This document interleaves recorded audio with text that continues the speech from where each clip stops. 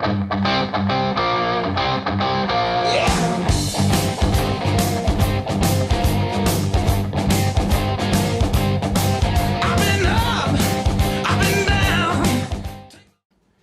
it's time for Memorial Day weekend, the official start of summer and the official start of outdoor barbecue season. And so this week we're going to show you how to do some great ribs that I'm going to put on the smoker first for a couple of hours and slow cook them. And then we're going to finish them on the grill with some barbecue sauce. So the first step is we need to take some nice ribs. These are St. Louis style ribs. The ribs themselves are a little bigger than baby backs, which are the sort of the famous ones. They tend to be a little leaner, actually, not as much fat. You can see this has a nice amount of fat content in it, which makes it great for smoking because we'll do it slowly and the fat will start to render a little bit. And so we want to start with some good rib rub intended for pork, and want to give it a good coating of rub. And we're going to do both sides, and then we're going to bring it out to the smoker and we're going to cook it at 225 for a couple of hours to get it started, and then we'll finish it on the grill just after that. So we're going to do both sides, front and back, and then we'll move on to the next step.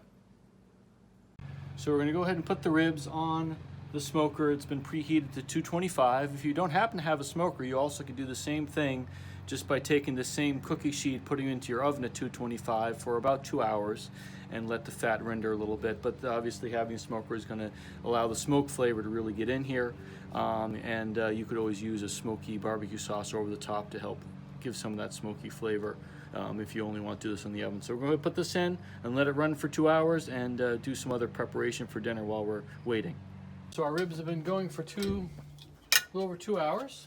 And we're going to get them off of here and get them out to the grill and sizzle them on the grill. Look how beautiful that is. So now we're at the outdoor grilling station and we have our ribs out here. And you'll see the ribs, one side is mostly bone. There's not a lot of meat here. Most of the meat is on the top side. So what I'm going to do is I'm going to start by sizzling the bone side down just for a couple of minutes.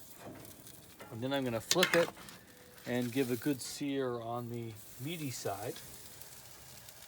And then we can sauce from there. The problem is that barbecue sauce will burn, so we only put sauce on one side when it's sitting upwards. Okay, you can see here we have it good and hot, and we've sizzled one side of the ribs.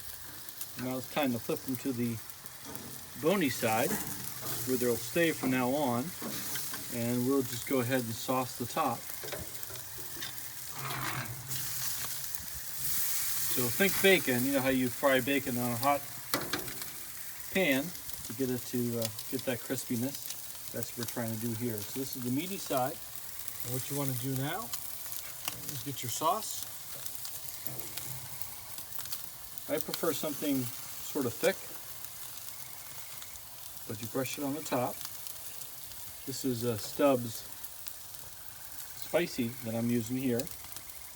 And the heat will dissipate the barbecue sauce a little bit more, make it even more sort of glued on to the ribs. And then we can serve them and have dinner. All right, so here is our finished product. I have smoked these over hickory. I usually like to use hickory with pork. I typically will use mesquite with beef.